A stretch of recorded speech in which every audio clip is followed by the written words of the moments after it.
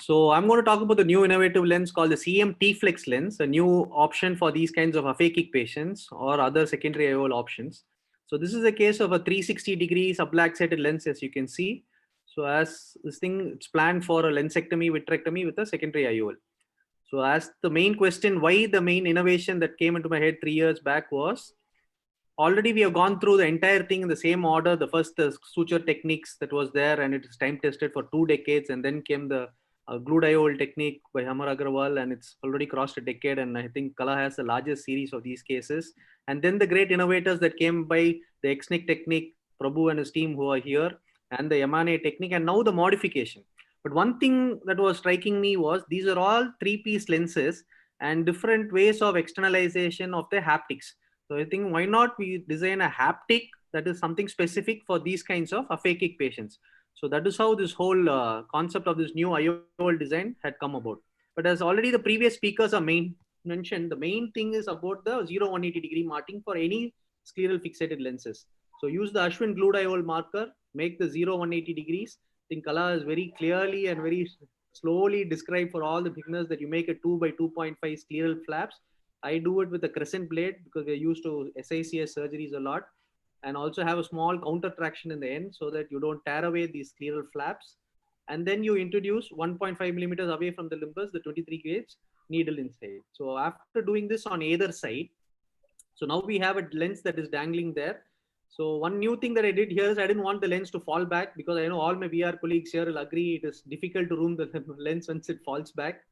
So I'm holding it through the needle, piercing it into the lens, and I'm using the same sclerostomies for doing the vitrectomy. So I'm doing a partial anterior vitrectomy and then piercing it from behind into the lens. And you can see these are very soft lenses. So a combination of good vacuum and cutting, making sure the lens doesn't slip away from my hold. So I'm able to finish the entire vitrectomy without losing any of the cortical matter, as you can see, because I've just made one puncture. This is a very soft lens, so that's why this technique is actually possible. And then the entire bag, I think Kala also showed a similar Marfan's case where she did the similar technique. So once you complete the vitrectomy, this is the newly designed CM T-Flex lens. So if you notice here, it's a single piece foldable hydrophilic design with T-shaped haptics at the edge. So these are the specialized T-shaped haptics that are going to come out and be self-sealing. So I'll show you the video as such. The loading is like any regular cartridge. The forceps that you see there are specially designed Pranav forceps which have slight broad tooth at the tip. We cannot use the other forceps that we use for VR surgeries because it is usually sharp. So because this being a hydrophilic material, it can actually chip away some amount of the lens. So we want a firm grip, but we don't want to damage the lens. Here also we should make sure the T part comes out first. We can either hold it head on or you can grasp the neck of it. But the secret here is at this point, we are not pulling the lens. So that is when it can detach. So now I'm just holding it and injecting the rest of the lens inside. But the main trick here is to not let go of the other hand. That is true. You can leave the trailing haptic at the tunnel and then bring it out slowly. So once these special design T-Flex haptics are out, they open up, and that is almost it. So there is no need for any suturing or any tucking. As you can see, the T opens up, and this prevents the lens from falling back inside. So this is just a small animation video to show that these lenses can be done in any cartridge, the normal foldable cartridges that we use, and purely hydrophilic material. And so there is no change as far as the loading of the lens. As here also, just make sure the T is pointing or comes out first and doesn't flex. So the forceps goes in through the sclerostomy. As you can see, grasp the head or the neck of the T junction. And this is mainly to show once you bring it out, it pops out and the T opens, and then that's it. So that's how it's stable. And then for the other haptic, yes, I'm using the handshake technique. So you grasp the wing of the lens, that you have this holdability for the lens, and then transferring it to the other hand, holding it head on again. As you can see, holdable hydrophilic materials are very forgiving, so no tissue damage here. So that is another advantage here. And then bring it out of the other sclerostomy.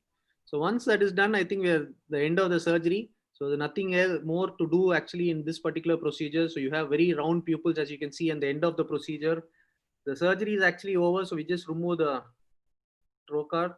And then right now I've been using glue to close the flaps and the conjunctiva. I think Madan has done some amount of case series, and he's been doing it even without the glue. So it can be possible. So these are some of the early post-op pictures on day one. And then 1 month post-op picture showing round pupils. There's no hindrance with the dilatation because we have an angulation between the optic and the haptic. So there's no rubbing, and we have these UBM studies that we're actually doing to show how the position of this lens is in confirmation with the iris. So we do have almost a year follow-up now, and then we're just waiting for publications in JCRS. It's already been accepted.